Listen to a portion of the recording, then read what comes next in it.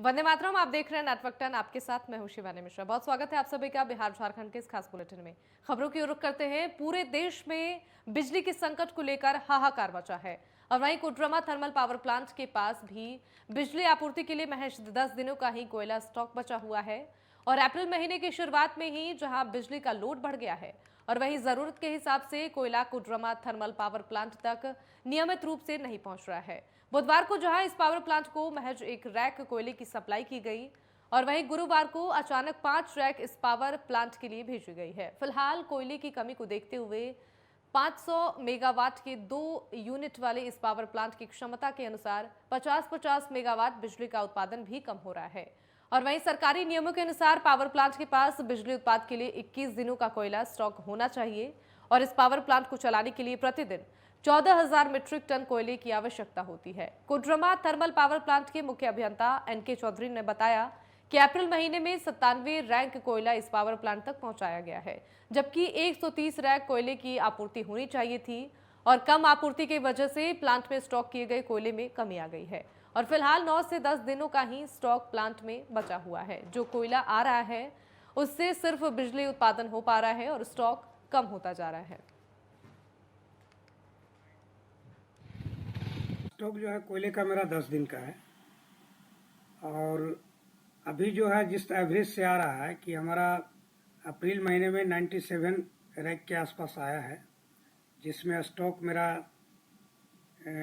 9 से 10 दिन का जो बोला ही मैं उसी हिसाब से जनरेट मैं करता हूँ। ये मशीन मेरा फुल कैपेसिटी पे चलने को तैयार है। कलकत्ता जो मेरा फ्यूल डिपार्टमेंट है उसके अनुसार जितना कोयला यहाँ मिलता है अकॉर्डिंगली हम लोग को जनरेट करना पड़ता है और जनरेशन अप या डाउन जो होगा वो डिपेंड करता है एसएलडीसी का कितना डिमांड है, उसके हिसाब से होता है। और वहीं शेख भिखारी मेडिकल कॉलेज हजारीबाग में पानी के लिए हाहाकार मच गया है। पिछले 3 महीने से पानी की समस्या निरंतर इस तरह से जारी है। मेडिकल कॉलेज के छात्र छात्राओं ने कहा कि मेडिकल कॉलेज कैंपस में सिर्फ एक बोरिंग लगाया गया है, जिससे पूरे कॉलेज परिसर को पानी उपलब्ध कराया जाता है। कभी बिजली का संकट तो कभी बोरिंग का सूख जाना विद्यार्थियों के लिए भयावह स्थिति बनी रहती है। मेडिकल कॉलेज की छात्रा ने यह बताया है कि पानी के अभाव में पिछले 3 दिनों से नहाए नहीं है। हॉस्टल में पीने के लिए पानी भी नहीं है। हॉस्टल में लगे आरओ में 5 लीटर पानी निकलता है, जिसके बाद पानी निकलना बंद हो जाता है, जबकि कैंपस में कुल 200 विद्यार्थी हैं। मामले को लेकर मेडिकल कॉलेज के प्राचार्य एसके सिंह ने कहा कि जिस कंपनी को पानी आपूर्ति के लिए ठेका दिया गया है वो अपने काम सही से नहीं कर पा रहे हैं और जिसकी वजह से उपायुक्त के पानी आपूर्ति के लिए गुहार लगाए हैं। जल्द ही विद्यार्थियों को पानी उपलब्ध करा दिया जाएगा।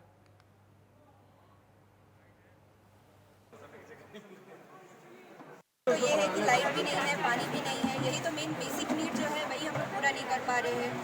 लाइट नहीं रहती है तो पानी की दिक्कत हो जाती है। दिन भर में 3-4 बार पानी चली जाती है। सुबह हम लोग को लेट हो जाता है, पानी नहीं रहता है। हम लोग कैसे करेंगे अपना बेसिक काम? एटलीस्ट हमें पानी तो मिलना चाहिए। हम लोग आए 3 महीने से तो हम लोग ये फेस कर ही रहे हैं। हम लोग तो फेस 3 महीने से कर रहे हैं। अब ये चीज़ फ्रीक्वेंट हो गई है। हमने कंप्लेंट भी की है पर कंप्लेंट का एक्शन तो वैसा कुछ लिया नहीं गया है। जो है बच्चों को पानी की प्रॉब्लम हॉस्टल में भी है। पूरे कैंपस में एक ही बोरिंग लगाया गया है। कॉलेज 2019 में खोला गया झारखंड सरकार द्वारा 3 जगह, जिसमें यहाँ Jharkhand state building construction corporation के द्वारा सारे भवन का और पानी बिजली का आपूर्ति किया जाता है। इनकी एजेंसियाँ आपूर्ति पालन की, तो इनके द्वारा ये सारा अभी किया जा रहा है और इन्होंने अभी तक हैंड ओवर नहीं किया। इसलिए पानी बिजली की या कोई भी चीज़ की अव्यवस्था होती है तो हम लोग इन्हीं को कॉन्टैक्ट करते हैं। तो आशा है कि मैम के हस्तक्षेप से कुछ या तो पीएचईडी के थ्रू इन लोग पानी दें। इनका कहना है कि अंडरग्राउंड टैंक है, पीएचईडी अगर पानी दे देती है तो हम लोग सप्लाई करेंगे। और वहीं गुमला पुलिस द्वारा इन दिनों लगातार अवैध रूप से शराब और नशीले पदार्थ के धंधे करने वाले के खिलाफ छापेमारी की जा रही है और इसी क्रम में सदर थाना क्षेत्र के 2 स्थानों पर पुलिस द्वारा छापेमारी कर भारी मात्रा में शराब के साथ ही नशीले पदार्थ बरामद किए गए हैं। इस दौरान पुलिस ने 3 लोगों को गिरफ्तार किया है। पुलिस ने स्पष्ट बताया है कि नशीले पदार्थों की वजह से शहर में लगातार आपराधिक घटनाओं के होने की सूचना मिलती है और इसको लेकर पुलिस प्रशासन काफी गंभीरता से काम कर रही है और इसी को देखते हुए लगातार पुलिस अधीक्षक के निर्देश पर छापेमारी का काम किया जा रहा है। डीएसपी मनीष चंद्र लाल ने बताया है कि सदर थाना क्षेत्र में गोपनीय सूचना मिलने के बाद से पुलिस द्वारा अलग अलग टीम बनाकर छापेमारी का काम किया गया। टीम बनाकर अवैध नशीले पदार्थ और शराब पर छापामारी की गई, जिसमें एक विनोद कुमार के किराना दुकान से 10 पेटी गॉड फादर, जिसमें 240 गॉड फादर केन बियर और ऑफिसर चॉइस का 38 बोतल और देसी शराब टच कंपनी का देसी शराब 17 बोतल और बरामद किया गया, जिस पर उससे संबंधित कागजात में कोई कागजात प्रस्तुत नहीं किए और उनको रंगे हाथ उस विनोद कुमार को देसी शराबों के साथ में पकड़ा गया। और वहीं बोकारो पुलिस को बड़ी सफलता हाथ लगी है। पुलिस ने 4 लुटेरों को गिरफ्तार कर लिया है। जानकारी दे दें कि बीते बुधवार को परिचित एक वृद्ध महिला को घर में अकेला पाकर बंधक बनाकर उसके साथ लूट की घटना को अंजाम दिया गया था, जिसके बाद पुलिस ने 24 घंटे के अंदर लूटे गए जेवरात के साथ ही आरोपियों को धर दबोचा है। पुलिस ने इनके पास से लूट का सामान भी बरामद किया है। इसको चास थाना क्षेत्र के विद्यापति में की घटना हुई थी एक वृद्ध महिला के साथ, जिसमें एक सोने का कंगन, सोने की कनवाली, सोने का चेन वगैरह लूट लिया गया था। इसी घटना के अग्रतर अनुसंधान के क्रम में चास पुलिस के द्वारा पुलिस अधीक्षक के गुप्त सूचना के आधार पर इसमें संलिप्त 4 अपराध कर्मियों को गिरफ्तार कर लिया गया है और उनके पास से घटना में जो सोने का कंगन, सोने की कनवाली और सोने का चेन लूटा गया था उसको भी बरामद कर लिया गया और घटना में जो मोटरसाइकिल का भी प्रयुक्त किया गया था वो भी बरामद कर ली गई। और वहीं कोडरमा के जयनगर में तालाब में डूबने से 2 युवकों की मौत हो गई है। जानकारी के मुताबिक एक 25 वर्षीय आदमी तालाब में नहाने के दौरान डूब रहा था और तभी दूसरा व्यक्ति उसे बचाने के लिए कूद पड़ा और एक एक करके दोनों डूब गए। जब तक ग्रामीण घटनास्थल पर पहुंचे तब तक दोनों युवकों की डूबने से मौत हो चुकी थी। फिलहाल इस घटना की सूचना जयनगर थाना की पुलिस मौके पर पहुंची और दोनों शव को कब्जे में लेकर पोस्टमार्टम के लिए सदर अस्पताल भेज दिया गया है। ऐसे में एक साथ 2 युवकों की मौत के बाद से गांव में मातम का माहौल है।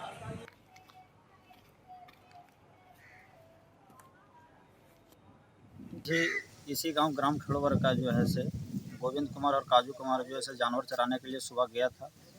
10 साढ़े 10 बजे लौट के जब आ रहा था तो उन लोग जो है से नहाने लगा डोभा में जो है से गोविंद कुमार जो है से नहाने लगा, इसी क्रम में डूब गया, जिसको बचाने के लिए जो है काजू कुमार भी जो है जा उछला, उसमें दोनों का दोनों जो है पानी में डूब गया। उसके बाद बगल का कुछ लोग जो है हल्ला किया तो ग्रामीणों ने दौड़ कर जब गया तो उसके बाद उन लोग को दोनों को निकाला गया, दोनों का शव। उसके बाद जो है निजी क्लिनिक में ले जाया गया। इसी दौरान दोनों का जो है मौत हो चुका है। डोभा में डूब जाने से मृत्यु हो गई है। सूचना पर हम लोग आए और जो कार्रवाई हुआ करते हुए पोस्टमार्टम।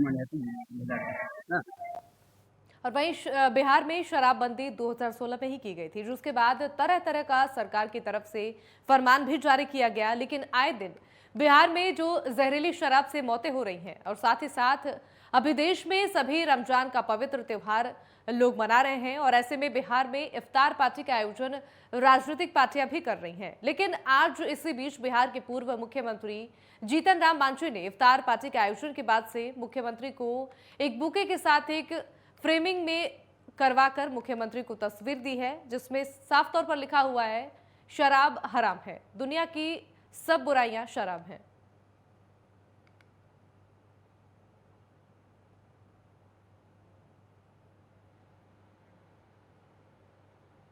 रमजान का पवित्र महीना अब खत्म होने वाला है। पटना में पूर्व मुख्यमंत्री जीतन राम मांझी और कांग्रेस की तरफ से इफ्तार पार्टी का आयोजन किया गया। सदाकत आश्रम स्थित कांग्रेस प्रदेश कार्यालय में आयोजित दावते इफ्तार में राजद, जेडीयू, कांग्रेस समेत कई पार्टी के नेता और मंत्री भी शामिल हुए। चिराग पासवान और मुकेश साहनी एक ही साथ एक ही गाड़ी में कांग्रेस प्रदेश कार्यालय सदाकत आश्रम पहुंचे और दावते इफ्तार में शामिल भी हुए। नेता प्रतिपक्ष तेजस्वी यादव, जेडीयू के प्रदेश अध्यक्ष उमेश कुशवाहा, मंत्री श्रवण कुमार समेत कई नेता इस मौके पर मौजूद रहे। आपको ये भी जानकारी दे दें कि पूर्व मुख्यमंत्री जीतन राम मांझी ने भी आज अपने आवास पर इफ्तार पार्टी का आयोजन किया।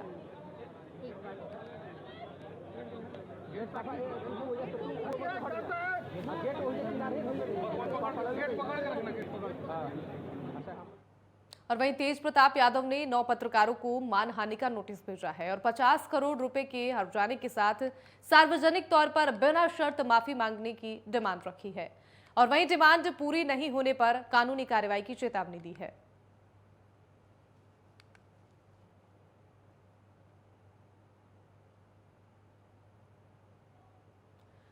तो बिहार के पटना से आपको जानकारी दे रहे हैं, जहां सार्वजनिक तौर पर माफी मांगने के लिए डिमांड की है तेज प्रताप ने। 9 पत्रकारों को मानहानि का नोटिस भी भेजा गया है और साथ ही 50 करोड़ रुपए के हर्जाने की डिमांड रखी गई है। और वहीं मधुबनी जिले के बेनीपट्टी प्रखंड क्षेत्र में सांसद डॉक्टर अशोक यादव ने विधायक विनोद नारायण झा और विधान परिषद के साथ प्रधानमंत्री ग्राम सड़क योजना फेज 2 के तहत नए सिरे से बनी सड़क का उद्घाटन किया। 1,36,30,233 रुपए की लागत से 3.3 किलोमीटर की दूरी की सड़क बनाई गई है। NH 527 बी लोहा चौक से परौल मध्य विद्यालय तक की सड़क बनाई गई है। और वहीं इस मौके पर सांसद ने कहा कि एनडीए सरकार में देश और राज्यों का काफी विकास हुआ है। डबल इंजन की सरकार दोगुने रफ्तार से तेजी से विकास के काम कर रही है और पहले सूबे में सड़क पुल पुलिया नाम की चीज नहीं थी, लेकिन डबल इंजन की सरकार बनते ही संपूर्ण बिहार में सड़क पुल पुलियों का जाल बिछ गया है। मुख्यमंत्री नीतीश कुमार के नेतृत्व वाली एनडीए सरकार ने सूबे में सड़क, शिक्षा, स्वास्थ्य साथ ही बिजली सहित हर क्षेत्र में काम किया है।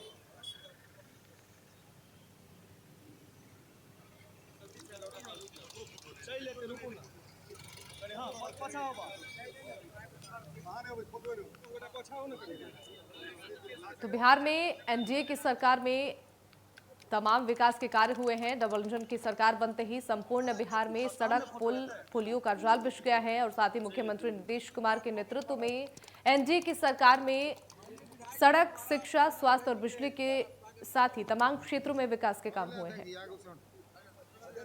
आज हम लोग यहाँ पर एकत्रित हैं। आज लोहा से पुरोल सड़क का उद्घाटन हुआ है। प्रधानमंत्री ग्रामीण सड़क से कार्य हुआ है। फेज 2 का काम फेज 2 का काम हुआ है और उस सड़क का हम लोगों ने आज बेनीपट्टी के माननीय विधायक आदरणीय श्री विनोद नारायण झा जी और माननीय विधान पार्षद श्री घनश्याम जी सब लोगों के द्वारा आज उद्घाटन का कार्यक्रम हुआ है। और बिहार में डबल इंजन की सरकार है, हर क्षेत्र में काम हुआ है। हम लोगों को अपार बहुमत से विजयी बनाया था। हमारे सांसद सबसे अधिक मतों से जीते थे। मुझे भी लोगों ने बड़े मतों से बेनीपट्टी में जिताया। इसका असर अब दिखाई देने लगा है। जो सड़क बनी थी और टूट गई थी, सबों का रिपेयरिंग प्रारंभ हो गया है और वो कई सड़कों का रिपेयरिंग हो भी चुका है। इसी क्रम में प्रधानमंत्री सड़क, जिसका उद्घाटन माननीय सांसद डॉक्टर अशोक कुमार यादव जी ने आज किया है। और वक्त यहाँ पर एक छोटे से ब्रेक का है, जल्द लौटेंगे।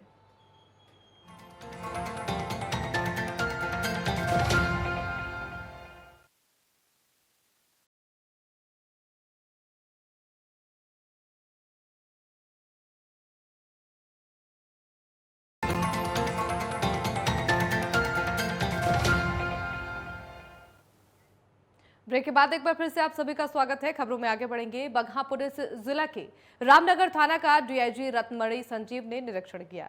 इस दौरान उन्हें थाना परिसर में गार्ड ऑफ ऑनर देकर सम्मानित किया गया और मौके पर पुलिस अधिकारी और जवान भी मौजूद रहे। डीआईजी रत्नमणि संजीव ने बताया कि विभाग से मिले निर्देश पर बगहा जिला के थानों की जाँच का काम मिला है और इसी के तहत रामनगर थाना के विभिन्न पंजियों की जाँच की गई है। इस दौरान उन्होंने अधिकारियों को निर्देश दिए और लंबित पड़े मामलों की जल्द जांच करने के आदेश भी दिए हैं।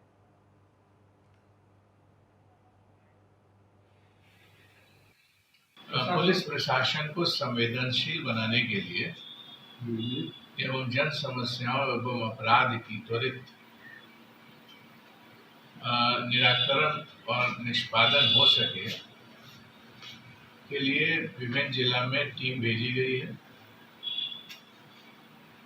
जिसमें बगहा जिला के लिए मुझे भेजा गया है। मैंने जो उसमें निर्दिष्ट बिंदु थे उसके आलोक में सभी समीक्षा मैंने किया है और जो भी निर्देश हैं डीएसपी साहब SHO साहब को दिया है और इसका प्रतिवेदन ऊपर समर्पित किया जाएगा ताकि वहाँ इसका अवलोकन हो सके। और खबर गोपालगंज से है, जहां दहेज लोभी ससुराल वालों ने नवविवाहिता की हत्या कर दी और शव को उसके कमरे में फंदे से लटका दिया। घटना जादवपुर थाना क्षेत्र के दुखहरण गांव की है। मृतक महिला का नाम नूतन देवी है, जो सुमित कुमार दुबे की पत्नी थी। 1 साल पहले महिला की शादी हुई थी। मृतका के पिता पश्चिम चंपारण जिला निवासी रमेश दुबे का आरोप है कि दहेज में फर्नीचर और सोने की चेन नहीं मिलने पर बेटी को ससुराल वालों ने गला दबाकर उसकी हत्या कर दी। हत्या के बाद सभी आरोपी घर छोड़कर फरार हो गए हैं और वहीं पुलिस शव को कब्जे में लेकर पोस्टमार्टम के लिए सदर अस्पताल भेजकर मामले की जांच में जुट गई है। पूरा 1 साल भी नहीं हुआ शादी हुए। 2021 में 30/4 को शादी संपन्न हुआ और जितना वो लोग दहेज मांगा ला उतना मैंने दे दिया। वॉशिंग मशीन, फ्रिज, कूलर, पंखा, गीजर फिर टोटल सामान मैंने घरेलू उपयोग का दिए हैं। बर्तन, कपड़ा सब कुछ दिए। 1 लाख रुपये नगद दिए हैं। उसके अलावा वो लोग बोला लो कि फर्नीचर दीजिए और सिकड़ी दीजिए। हम बोले कि कम से कम 6 महीना लड़की को रहने दीजिए, अभी साल नहीं लगा है, फर्नीचर सिकड़ी दोनों दे देंगे। वे लोग बोला कि हमारे घर पे कोई देख रेख करने वाला नहीं है, हम ले जाएंगे, नहीं छोड़ेंगे। लाया लोग और रात में कल शाम को 6 बजे गला दबाकर उसका हत्या कर दिया है लोग। और हत्या करने के बाद बोला है लोग कि वो अपने आत्महत्या कर ली है। हम आए हैं तो देखे हैं कि घर में सब कोई फरार है और हमारी लड़की को एक चादर से ढक करके चला गया है लोग। और वहीं औरंगाबाद में नशे के कारोबार पर लगाम लगाने में जुटी पुलिस को उस वक्त बड़ी सफलता हाथ लगी जब उन्हें नशीले पदार्थ हेरोइन बेचने वाले गिरोह का सुराग मिला। पुलिस ने 5 नाबालिग कारोबारियों को गिरफ्तार करते हुए उनके पास से 31.230 ग्राम हेरोइन बरामद किया है। जानकारी देते हुए एसपी कांतेश कुमार मिश्रा ने बताया है कि गुप्त सूचना मिली थी कि कुछ लोग नाबालिगों से हेरोइन का कारोबार करवा रहे हैं और सूचना पर एसडीपीओ गौतम शरण ओमी के नेतृत्व में एक टीम का गठन किया गया और उन्हें डेहरी मोड़ से धर दबोचा गया है। और वहीं एसपी ने बताया है कि गिरफ्तार विधि विरुद्ध किशोर इस नशीले पदार्थ को सासाराम से खरीदकर और औरंगाबाद लाकर बेचा करता था। उनके पास से हेरोइन के साथ साथ 2 बाइक और साथ ही 5 मोबाइल फोन भी बरामद किए गए हैं। नशे के विरुद्ध जो अभियान चलाया जा रहा है, इसी क्रम में बारून थाना अंतर्गत 5 लड़कों को गिरफ्तार किया गया है, जिनके पास से 31 ग्राम हेरोइन बरामद हुई है। साथ में उनके पास 5 मोबाइल फ़ोन और उनके पास 2 मोटरसाइकिल उन्होंने जब्त किया है। 5 लड़के नगर थाना के हैं और ये नाबालिग प्रतीत होते हैं। इनके खिलाफ केस करके हम लोग इन्हों फॉरवर्ड कर रहे हैं और आगे भी इस तरह की कार्रवाई जारी रहेगी। और वहीं सीतामढ़ी के हरपुरवा पंचायत के भगवानपुर सती मंदिर के पास बालू से लदी ट्रक की चपेट में आ जाने से एक महिला की मौत हो गई है और वहीं 2 लोग घायल हो गए हैं। मृतक की पहचान नानपुर थाना क्षेत्र के भदिहन गांव निवासी शंकर शाह की पत्नी सुशीला देवी के रूप में हुई है। जानकारी के मुताबिक ट्रक को देखकर मृतका के पति के पास लेने की कोशिश की। इस दौरान गाड़ी का बैलेंस बिगड़ा और महिला ट्रक के नीचे आ गई। घटनास्थल पर ही उसकी मौत हो गई। आपको ये भी जानकारी दे दें कि महिला अपनी बेटी के लिए लड़का देखने के लिए जा रही थी, लेकिन हादसे में ही उसकी मौत हो गई।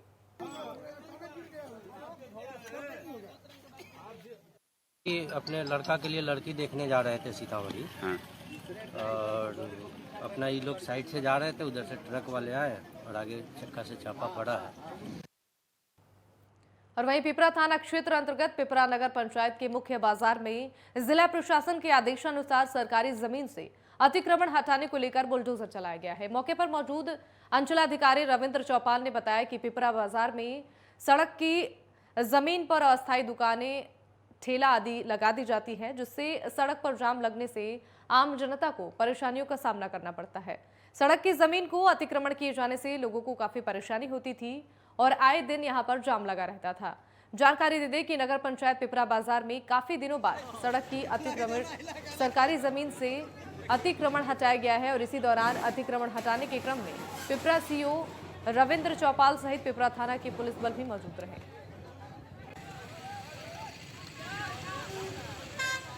ये नगर पंचायत पिपरा में जगह पे जगह जाम की स्थिति बनी हुई रहती थी।